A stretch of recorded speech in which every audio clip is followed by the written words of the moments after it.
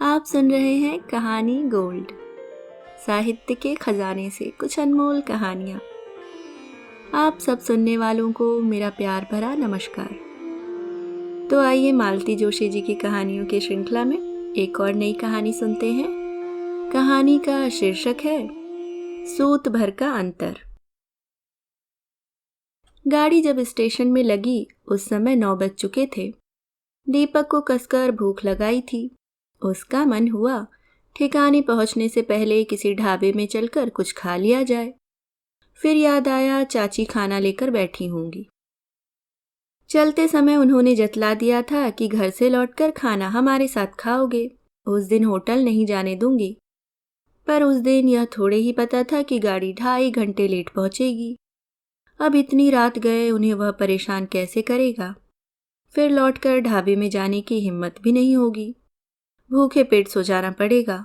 और अगर अभी खाने पीने में घंटा आध घंटा बर्बाद करके घर पहुंचा और मालूम पड़ा कि लोग राह देख रहे हैं तो कितना खराब लगेगा। माँ हमेशा कहती है, घर से खाली पेट और खाली हाथ कभी नहीं निकलना चाहिए। एक बार का चबेना तो साथ रखना ही चाहिए। लेकिन भाभी ने उतनी सुबह नाश्ता बना दिया था, यही बहुत था। इससे अधिक की आशा करना तो व्यर्थ ही था। भाभी के रहते माँ का रसोई में खटर पटर करना अविश्वास का वातावरण पैदा करता। इसलिए वह चुपचाप खाकर निकल पड़ा था। सबकी नज़र बचाकर माँ ने 10 का एक नोट पकड़ाकर उससे कहा था, बेटा रास्ते में कुछ खा लेना। वे 10 रुपए कब के हजम हो गए थे। वैसे उसने माँ को सांत्वना देते हुए कहा था, तुम अब मेरी चिंता छोड़ दो माँ, वहाँ मेरी एक और माँ बैठी हैं। वह तो मेरी छुट्टियों के दिन गिन रही होगी। अब खाने पीने की कोई समस्या नहीं है। मैं क्या चिंता करूंगी रे, चिंता करने वाला तो वह ऊपर बैठा है। माँ ने कहा था और अदृश्य चिंतावाहक को हाथ जोड़ दिए थे। एक बात तो माननी पड़ेगी कि पिछले साल भर से ऊपर वाला सचमुच उस पर मेहरबान है। उसने सोचा भी नहीं था कि उसे इस डिप्लोमा कोर्स में एडमिशन मिल जाएगा। डरते डरते ही पीईटी दी थी। वैसे पास होने की खुशी को भाभी ने चौपट कर डाला था। साफ कह दिया कि जो कुछ पढ़ना है यहाँ रहकर पढ़ो, बाहर भेजने की हमारी सामर्थ्य नहीं है। सौभाग्य से उन्हीं दिनों नाना जी ने संपत्ति का बंटवारा किया। माँ के हिस्से में जमीन का एक छोटा सा टुकड़ा आया था। माँ ने कह दिया, जमीन लेकर मैं क्या करूँगी, जो दाम बनते हों दे दीजिए। उन्हीं रुपयों से फिर एडमिशन फीस और आने जाने के किराए का जुगाड़ हो सका। ढंग के 4 जोड़ी कपड़े, नया जूता, एक मुनासिब सी सूटकेस और अल्लम गल्लम सामान खरीदा गया। शेष रकम को फिक्स में डालकर उसके ब्याज से खर्चों का प्रबंध किया गया। पहले तो हॉस्टल में ही रहने का तय हुआ था, पर 2 महीनों में ही होश फाख्ता हो गए। रैगिंग तो जैसी होती है हुई ही, पर खर्च बेहिसाब होने लगा। वहां तो कटौती का कोई सवाल ही नहीं था। दिवाली की छुट्टियों से लौटकर आया तो उसने कमरे की तलाश शुरू की। उसके एक दोस्त ने इस मकान का पता दिया था। कहा था कि एक सज्जन व्यक्ति है जो गरीब विद्यार्थियों को कम किराए पर कमरा देते हैं। वह फौरन मित्र को लेकर उस पते पर पहुंचा। कमरा उसके भाग्य से खाली था और किराया भी अप्रत्याशित रूप से कम था। पर उनकी ढेर सारी शर्तें थी। सिगरेट नहीं पियोगे, शराब नहीं छुओगे, कमरे में लड़कियों को नहीं लाओगे, आधी आधी रात तक रेडियो या टेप रिकॉर्डर नहीं बजाओगे।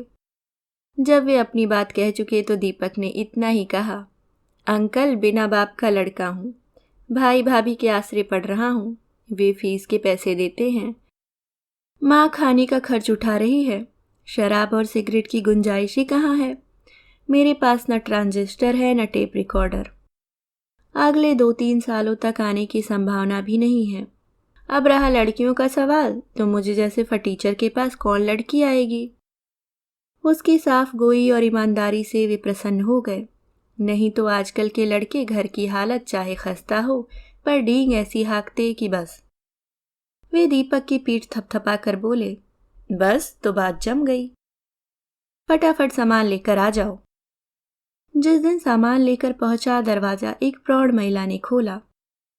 आंटी जी वो कमरा। हमें आंटी फांटी कहवे की जरूरत नहीं है। वह हतप्रभ रह गया। उसने तो सोचा था शहरों का यह चलन होगा। उसने गृह स्वामिनी को ध्यान से देखा। एकदम ठेठ किस्म की महिला थी। उसने नम्रता से पूछा, चाची कहूं तो चलेगा? हाँ चलेगा, ठसक के साथ उत्तर आया। तभी अंकल बाहर निकले। अरे लड़का सामान लिए दरवाजे में खड़ा है, उसे भीतर आने के लिए तो कहो। तुम वहां बैठे कौन सी मूरत गढ़ रहे थे? पेंशनिया हो तो कम से कम दरवाजा तो देखा करो। हर बेर 100 काम खोटी करके हम ही को दौड़ना पड़त है। वे एक झमाके के साथ भीतर चली गईं और दीपक का दिल बैठ गया। ऐसी तेज तर्रार औरत के साथ 24 घंटे गुजारा कैसे होगा? डर के मारे वह सुबह मुंह अंधेरे ही उठ बैठा। नहाकर निकला ही था कि गृह स्वामिनी से सामना हो गया। चाय पी? जी नहीं, अभी गुमटी पर जाकर पी लूंगा। इतनी सुबह तुम्हारे लिए कौन सी गुमटी खुली है? चलो भीतर। वे उसे जबरदस्ती रसोई में ले गईं और गर्मा गर्म चाय का प्याला पकड़ा दिया। चाय पीते हुए उसने सोचा कि वह बेकार ही डर रहा था। ये तो बिल्कुल माँ जैसी है, बस अठनिया बिंदी भर का फर्क है। और पिछले साल भर में उसने यह बार बार अनुभव किया है कि उबड़ खाबड़ बोली वाली इस महिला का मन उतना कर्कश नहीं है, बल्कि उसके अंतस में तो ममता का एक स्रोत सा बहता रहता है। उसने ऑटो कर लिया था, फिर भी घर पहुंचते पहुंचते 9:30 बज ही गए। गनीमत थी कि वे लोग अभी तक सोए नहीं थे। गाड़ी लेट थी क्या? जी हाँ, 2.5 घंटे लेट थी। हम तो समझे कि अम्मा ने एक आध दिन और रोक लिया होगा। अच्छा चलो जल्दी से हाथ मुंह धो लो, तुम्हारी चाची तुम्हारा खाना लिए बैठी हैं। वह नहाकर निकला तो सचमुच उसकी थाली लगी हुई थी। वह कृतज्ञता से भर उठा। आप लोगों की दिवाली कैसी रही? उसने औपचारिकता निभाई। अरे अब हम लोगों की क्या होली और दिवाली, सब एक सी रहती है। तुम अपनी सुनाओ। नहीं बबुआ, आपकी हमारी दिवाली खूब अच्छी रही। अच्छा? तुम्हारे अंकल जी 300 रुपया हार गए। अरे अब उन 300 रुपयों को कितने दिन रोगी? लेकिन आप रुपए कैसे हार गए? दीपक ने पूछा। अरे रात भर जुआ खेले हैं। अंकल आप जुआ खेलते हैं? बस दिवाली पर खेलते हैं। बेटे उस दिन कोई दोष नहीं होता, बल्कि हमारे बचपन में तो बड़े बुजुर्ग हमें खेलने के लिए रुपए आठन्नी देते थे कि जाओ बेटा अपना भाग्य आजमाओ। बुजुर्गन की करनी को अब हम भुगत रहे हैं। बताओ जे कोई अच्छी लत है?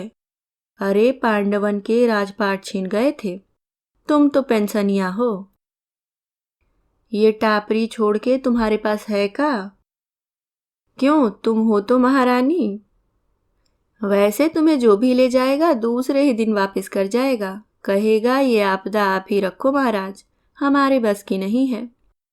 दीपक को अब वहां बैठने में संकोच होने लगा। उठते हुए बोला, मैं अब सोऊंगा अंकल। हाँ बेटे, सुबह के चले हो। अपनी थाली यथास्थान रखकर वह कमरे में चला गया। कमरा यद्यपि बरामदे में था, फिर भी उसे पति पत्नी की नोकझोंक सुनाई पड़ती रही। अब तो खैर उसे आदत हो गई है, पर पहले उसे बड़ी घबराहट होती थी। यह बात नहीं कि उसके यहाँ लड़ाई झगड़ा नहीं होता, हाँ, पर ऐसे पटाखे नहीं फूटते। वहां तो शीत युद्ध चलता है। माँ और भाभी के बीच में भैया त्रिशंकु से टंगे रहते हैं। बच्चे भाभी के साथ सोते हैं। माँ के पाले में दीपक होता है और वह एकदम उदास हो आया। उसके बिना माँ अब बिल्कुल अकेली पड़ गई होंगी। उसने माँ को कभी किसी से लड़ते हुए नहीं देखा। कभी कभी वह याद करने की कोशिश करता है। माँ की पापा के साथ मीठी झड़पें तो जरूर हुई होंगी, पर ठीक से कुछ याद नहीं पड़ता। कुल जमा 6 वर्ष का तो था जब पापा की मृत्यु हुई थी। उसे इतना भर याद है कि वह उसके जीवन का स्वर्णकाल था। अपने दोनों भाई बहनों के बाद लगभग 10 साल के अंतराल से वह इस घर में आया था, इसलिए घर भर की आंख का तारा था। सब उसे हाथों में उठाए फिरते थे, पर अचानक पापा चल बसे और सब कुछ उलट पुलट हो गया। ममतामयी घरेलू माँ कर्मठ अध्यापिका में बदल गई। भैया भाई कम, अभिभावक ज्यादा लगते। दीदी ने घर की कमान संभाल ली थी और यही सबसे बड़ा सुख था। उनकी ममता भरी छाँव में वह माँ की अनुपस्थिति भूल जाता था, पर यह सुख भी कितने दिन रहा। सयानी लड़की को घर में छोड़कर नौकरी पर जाते हुए माँ का मन अशांकित रहता था। अच्छा घर-वर देखकर उन्होंने दूसरे ही साल उनकी शादी कर दी।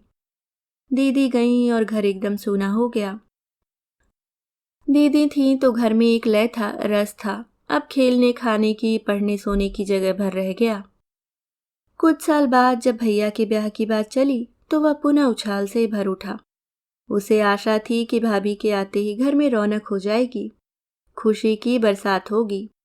बरसात तो हुई, पर उनमें दीपक का मन भीग न सका। भाभी कभी अपनी सी हो न सकी, बल्कि भैया और दूर चले गए। उन दोनों की अलग छोटी सी दुनिया बस गई। माँ और दीपक निर्वासित से बाहर टापते ही रह गए। इस निर्वासन ने बरसों बाद उसे माँ से फिर मिला दिया। पिछले दिनों घर और बाहर दोनों मोर्चे पर जूझते हुए माँ उससे बहुत दूर छिटक गई थी। फिर एक और नया पर्व प्रारंभ हुआ। कालांतर में घर की बगिया में 2 फूल खिले और आंगन किलकारियों से भर उठा। उन लोगों के साथ जैसे दीपक का अपना बचपन लौट आया। उन नन्हे नन्हे हाथों के पुलक भरे स्पर्श ने जीवन में फिर से रंगीनियां घोल दी। बच्चे अपने साथ खुशियों का अंबार लेकर आए थे, पर समस्याओं का भी ढेर लगा रहे थे।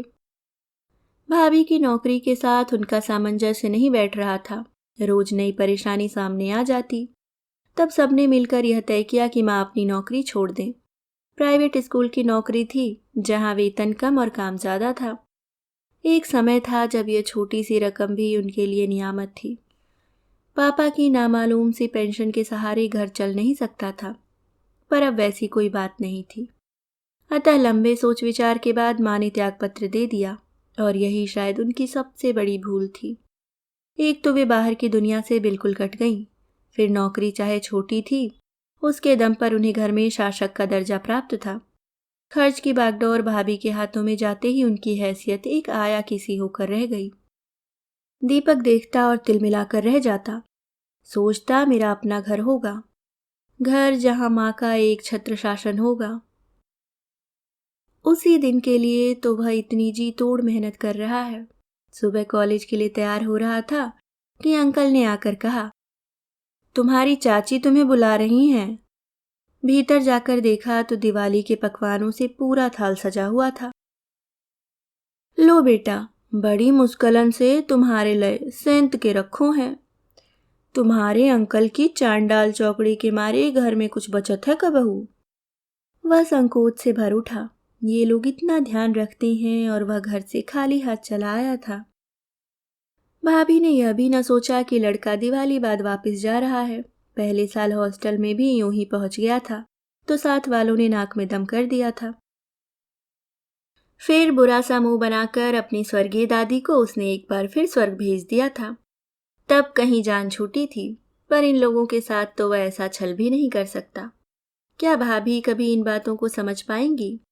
आशा तो नहीं है। मिठाई का डिब्बा तो बहुत बड़ी चीज है।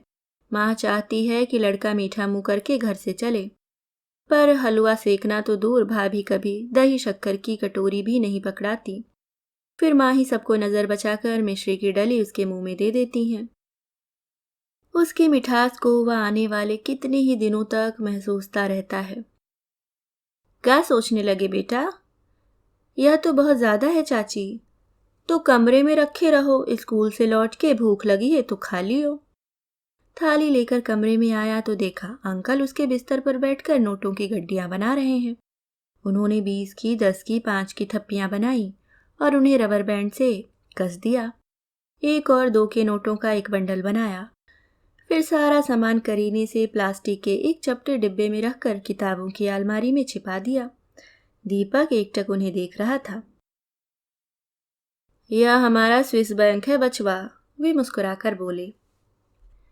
इस घर में यही सबसे निरापद स्थान है, यहाँ तुम्हारी चाची फटक नहीं सकती। अनपढ़ बीवी के भी बड़े फायदे हैं बरखुरदार। आप ही पैसे चाची से छुपा कर रखते हैं। नहीं रखें तो करें क्या, सारी पेंशन सारा किराया तो वे झटक लेती है। मैं पान तंबाकू चाय पानी के लिए तरस कर रह जाता हूँ।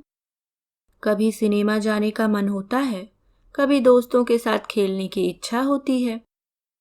अब इन सब के लिए रोज रोज कौन हाथ पसारे, और मांगने से ही क्या वे दे देगी। इसलिए मैं फसल पर कुछ रुपए इधर उधर कर लेता हूँ। कुछ ताश साथ दे जाते हैं। जानते हो, इस बार दिवाली पर 700 जीत कर लाया हूँ। और वे 300 जो हार गए थे, वह तुम्हारी चाची के खाते पर है। अच्छा, चलता हूँ, तुम्हें देर हो रही होगी, अभी होटल भी तो जाना होगा। सोचता हूँ न जाऊं, ये जो इतना सारा है। ना बेटे, यह तो चबैना है, इससे कहीं पेट भरता है। जवान देह हैं, तुम्हारी दाल रोटी तो जरूर चाहिए। और चलते चलते वे एकदम रुक गए। सुनो, मैंने सुना पिछले महीने तुम्हारे रुपए नहीं आए थे, तो तुम 3 दिन होटल नहीं गए, ब्रेड पर गुजारा करते रहे। आपसे किसने कहा? किसी ने कहा हो, पर अगर यह सच है तो बहुत बुरी बात है बेटे। हमें अंकल कहते हो और इतना दुराव रखते हो। अरे, हम पे पैसे नहीं भी होते तो घर था, 2 रोटी तो खिला ही सकते थे। आइंदा याद रहे, कैसी भी जरूरत हो तुम हमसे कहोगे। हम यहाँ किस लिए हैं? अगर हमसे मांगने में संकोच हो तो हमारी बैंक से निकाल लिया करो। जब तुम पे पैसे आ जाए वापस डाल देना, समझे? उस स्नेह भरे उपालंब के आश्वासन से वह भीतर तक भीग उठा। रात सोते समय उसकी नजरें अलमारी पर टिक गई। दीवार में बनी हुई 2 तल्ले की साधारण सी अलमारी थी, जिसमें आबनूबी पल्ले लगे हुए थे। उसे कमरा दिखाते हुए अंकल ने कहा था, बेटा, तुम्हें अपनी किताबों के लिए कोई व्यवस्था करनी होगी। यह अलमारी में खाली नहीं कर सकता, इसमें मेरी प्रिय पुस्तकें हैं। घर में और कहीं मैं इन्हें रख नहीं सकता। किसी दिन रद्दी वाले की साइकिल पर सवार हो जाएंगी और मुझे पता भी नहीं चलेगा। दीपक के पास इतनी पुस्तकें थी ही कहाँ जो उन्हें रखने की चिंता होती। अंकल ने कहा, कभी मन हो तो तुम भी पढ़ लिया करो, अच्छी किताबें हैं। एक आध बार उसने अलमारी खोली भी थी, पर सब पुरानी किताबें थीं। चंद्रकांता संतति के कई भाग थे। प्रेमचंद्र के मानसरोवर का पूरा सेट था। प्रसाद की आंसू और कामायनी थे। एक किताब बिल्ले सुरबकरिया जैसे विचित्र नाम की थी। आचार्य चतुरसेन शास्त्री की कुछ पुस्तकें थीं। कोर्स के बाहर कुछ पढ़ने की न तो कभी आदत रही है न सुविधा, इसलिए उन पुस्तकों में उसका मन नहीं लगा। उस अलमारी का आकर्षण उसी दिन समाप्त हो गया। आज वह अलमारी एक नए रूप में सामने खड़ी थी। अंकल ने कहा था, जब जरूरत पड़े पैसे ले लिया करो। जरूरत कब नहीं रहती। अभी उसी महीने की तो बात है। उसने बहुत सोच समझकर 10 तारीख का महीना बांध रखा था। फिर भी 3 दिन ऊपर निकल गए। झिझक के मारे वह होटल भी नहीं गया। डर लग रहा है कि कहीं सबके सामने बेइज्जत न होना पड़े। पैसे लेकर जिस दिन वह पहुंचा तो मालिक ने छूटते ही पूछा, इतने दिन कहाँ रह गए थे बाबूजी? उसकी अनुभवी नजरों ने दीपक का चेहरा पढ़ लिया था। बोला, बाबूजी, देर सबेर तो होती ही रहती है। हम लोग क्या इतने बेमुरौवत हैं? फिर आप तो पुराने ग्राहक हो। यह बात उसने इतनी जोर से और इतने लोगों के सामने कही कि वह शर्म से गड़ गया। जरूर उन्हीं लोगों में से किसी ने अंकल जी से चुगली खाई होगी। सारी रात उसे नींद नहीं आई। उसके बाद तो जैसे यह क्रम सा हो गया। जैसे ही बिस्तर पर लेटता आंखें अलमारी पर अटक जाती। कई छोटी मोटी जरूरतें उसके सामने फन फैलाकर खड़ी हो जाती। इस कमरे में भाग्य से उसे एक मेज तो मिल गई थी, पर एक टेबल लैंप की सख्त जरूरत थी। भैया की शादी में 5 लैंप उपहार में आए थे, पर सब भाभी के चचेरे भाइयों में बट गए। उन्हें याद भी न रहा कि घर में एक पढ़ने वाला देवर भी है। दाखिले के समय 4 जोड़ी कपड़े सिलवा लिए थे, वे अभी सलामत थे। पर स्वेटर एक ही रह गया था। राखी पर दीदी आई थीं तो उनसे कहने का मन हुआ था, पर वे उसके लिए पैंट शर्ट का कपड़ा लेकर ही आई थीं। तब स्वेटर के लिए और कैसे कहता। कपड़ा वह दर्जी के यहाँ डाल आया था कि दिवाली पर नई ड्रेस पहन लेगा। रसीद माँ के पास छोड़ आया था। दिवाली पर गया तो पता चला माँ दूसरे ही दिन कपड़ा उठा लाई थी। इतनी ज्यादा सिलाई देने की उनकी सामर्थ्य नहीं थी। भाभी से मांगने की हिम्मत नहीं थी। वे तो पहले ही भरी बैठी थी कि देने के लिए तो बड़ा भाई है और लुटाने के लिए छोटा। दीदी भतीजों के लिए सिर्फ मिठाई और खिलौने लाई थी, इसी से यह आक्रोश था। वह कपड़ा अब भी संदूक की तलहटी में पड़ा है। एक ढंग का धूप का चश्मा उसे चाहिए। उसकी चप्पल जवाब दे रही है। वह धोबी से कपड़े नहीं धुलवा पाता। कभी सिनेमा जाने का मन हो तो 10 बार सोचना पड़ता है। जीवन की कितनी छोटी छोटी चीजों के लिए वह तरस कर रह जाता है, जबकि हाथ भर के फासले पर 1000 रुपए रखे हुए हैं। अंकल ने कहा भी है कि जब जरूरत हो तो ले लिया करना, पर क्या वह ले सकता है? माँ हमेशा कहती है, बिना बाप के बेटे हो तुम, भाई भाभी के राज में रहना है। नजर नीची, जबान मीठी और हाथ साफ रखोगे तभी निभाह हो पाएगा। माँ की यह सीख उसे कुछ करने भी नहीं देती थी और अलमारी का भूत उसके सिर से उतरता भी नहीं है। लगातार कई रातों तक वह सो नहीं पाया था और उसका चेहरा इतना सा निकल आया। एक दिन अंकल ने पूछ ही लिया, बेटे तुम्हारी तबीयत तो ठीक है ना? जी कुछ हरारत सी लग रही है। उन्होंने फौरन माथा छूकर देखा। अरे तुम्हें तो सचमुच बुखार है। चलो कमरे में चलकर आराम करो, कॉलेज जाने की कोई जरूरत नहीं है। उन्होंने पत्नी को अदरक वाली चाय बनाने का आदेश दिया और खुद नुक्कड़ वाले डॉक्टर गुप्ता को लिवा लाए। उन्होंने जो जो दवाइयां लिख दी वे भी खुद जाकर ले आए। चाची पूरे समय बड़बड़ाती रही कि अकेले लड़कों को रखना इसलिए तो खलता है, जिम्मेदारी आ जाती है, पर वे पूरी रात उसके सिरहाने बैठी रहीं। सुबह उसका बुखार उतर गया। चाची भी उठकर अपने रोज के कामकाज में लग गईं। अंकल को अकेला पाकर उसने कहा, अंकल एक बात कहूँ? बोलो बेटे। आप ये रुपया यहाँ से उठा लीजिए। चिंता के मारे मैं रात भर सो नहीं पाता। कमरा मेरा बाहर का पड़ता है, कई बार दोस्त भी आ जाते हैं, कभी कुछ हो गया तो। तुम कौन से रुपयों की बात कर रहे हो? वे ही जो अलमारी में रखे हैं। तुम क्या सोचते हो अब तक वहीं पड़े हुए हैं? अरे भैया रुपयों के पांव होते हैं।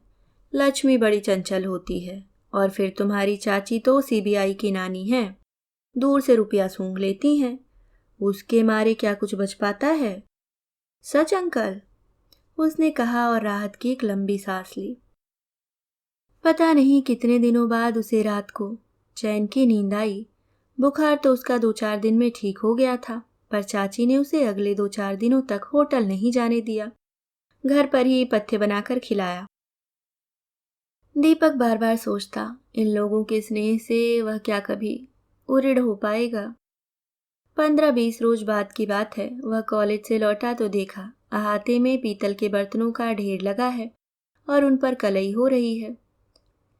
बरामदे में अपनी बुनाई लिए हुए चाची उन पर निगरानी कर रही हैं। अंकल धूप सेकते हुए अखबार पढ़ रहे हैं। ये क्या हो रहा है अंकल? इसे कहते हैं दिवाली के बाद दिवाला।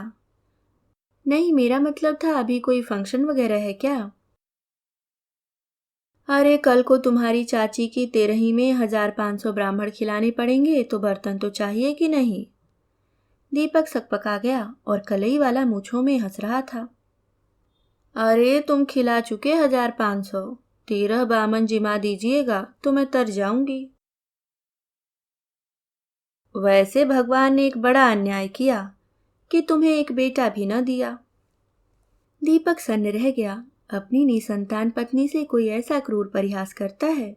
पर चाची ने जरा भी बुरा नहीं माना, तुनक कर बोली, हाँ बेटा होता तो सारे बामन उसी के मूड़े पटक के तुम छुट्टी पा जाते। सो तो बात की बात है, पर बेटा होता तो बहू भी आती और बहू आती तो ये सारा कबाड़ खाना ले जाती और बदले में स्टील के चमचमाते बर्तन ले आती। अरे मैं देखती कैसे ले जाती। उनकी वह आक्रामक मुद्रा देखकर दीपक को हंसी आ गई। अंकल दुनिया की किसी बहू में इतना दम नहीं है कि चाची के बर्तनों को हाथ भी लगा ले, उसने कहा और कमरे में चला गया। पर कमरे में जाते ही वह उदास हो गया। उसे माँ की जगरमगर गृहस्थी याद आने लगी। पीतल के डिब्बों की कतार हुआ करती थी और वह भी सदा चमचमाती हुई। पीतल और तांबे के बड़े बड़े कलश थे, बाल्टियां थी, गागरे थीं। मजाल है जो किसी पर दाग भी पड़ा हो। पापा की मृत्यु के बाद गृहस्थी का रस चाहे सूख गया हो, उसके रख रखाव में फर्क नहीं आया था। पर भाभी ने आते ही एक एक बर्तन निकालना शुरू किया और उनकी रसोई स्टील के बर्तनों से झलर मलर करने लगी। हर बर्तन की रवानगी के समय माँ की आंखें छलछला आती। बड़े अरमानों से, बड़ी मेहनत से यह गृहस्थी जोड़ी थी मैंने। एक आध बार दबी जुबान से उन्होंने कहा भी, दीपक के लिए कुछ तो रहने दो। तो भाभी बोली, दीपक को क्या हम कुछ देंगे नहीं माँ जी? और फिर वह आने वाली क्या खाली हाथ आएगी? आने वाली अपने साथ गाड़ी भरकर सामान ले आए, क्या फर्क पड़ता है? पर वह यह कैसे जानेगी कि उसकी सास ने कितने जतन से, कितनी साधों से गृहस्थी जमाई थी। बस दीपक ने फैसला कर लिया, नौकरी लगते ही माँ के लिए पीतल के ढेर सारे बर्तन खरीदेगा और उन पर बड़े बड़े अक्षरों में माँ का नाम खुदवाएगा। वो जो आने वाली है उससे साफ कह देगा, अपनी गृहस्थी आप जमाओ, इन बर्तनों को छूने की जरूरत नहीं है। बाहर अपना नाम सुनकर वह चौंक पड़ा। अंकल कह रहे थे, मेरे पास तो नहीं है, दीपक के पास हो तो देखता हूँ। वह एकदम सहम गया। इतने सारे बर्तनों की मजदूरी 50-60 से कम तो क्या हुई होगी। इतने पैसे उसके पास होंगे भी, और अगर सबके सब उठाकर दे भी दे तो। लेकिन अंकल ने उससे कुछ नहीं कहा। सीधे अलमारी के पास गए, अपना स्विस बैंक खोला और रुपए लेकर बाहर चले गए। दीपक आश्चर्य में भरकर उन्हें देखता रह गया। कलई वाले को विदा करके वे फिर लौटे, डिब्बा यथास्थान रखा और अलमारी बंद करके दीपक के पास बैठ गए। क्या सोच रहे थे बरखुरदार? यही कि अंकल झूठ भी बोलते हैं। ठीक है ना, उस दिन तुम इतने बेचैन थे कि मुझे झूठ बोलना ही पड़ा। यह रुपया तुम्हारे मन पर इतना बड़ा बोझ बन जाएगा, यह तो मैंने सोचा ही नहीं था। लेकिन अब मुझे फिर टेंशन हो जाएगा। सच कहता हूँ अंकल, इस बला को यहाँ से हटा लीजिए। मैंने आपसे झूठ कहा था, मुझे दोस्तों से कोई खतरा नहीं था, परंतु मैं अपने आप से डरता हूँ कि किसी दिन मुझे मोह हो जाए तो। देखो बेटे, मोह और संयम में सूत भर का फर्क होता है। तुमने उस सूत भर के अंतर को बनाए रखा। इस उम्र में यह बहुत बड़ी बात है।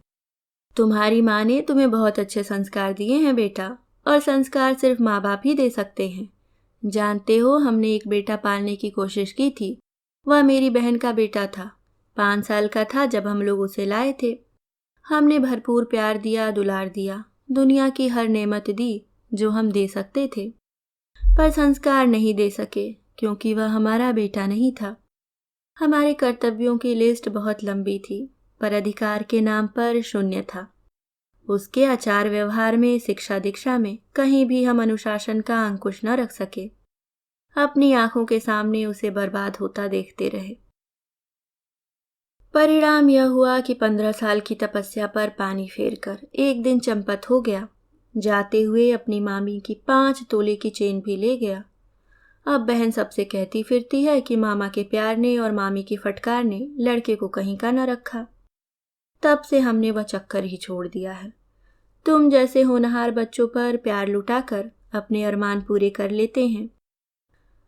2 बाल्टी पानी तो निकाल देते, बर्तन काय से धुलेंगे? मैं पानी निकाल दूं? ना बेटे, तुम्हारे जाने से बात नहीं बनेगी। तुम अपनी पढ़ाई करो। और उठते हुए बोले, तुम्हारी माँ ने सचमुच बहुत अच्छे संस्कार दिए हैं। भगवान उन्हें लंबी उम्र दे और वे तुम्हारे राज में खूब सुख भोगे। उनके जाने के बाद भी बड़ी देर तक वह उनके आशीर्वचनों से पुलकित होता रहा। एकाएक आत्मविश्वास सिर उठाकर खड़ा हो गया।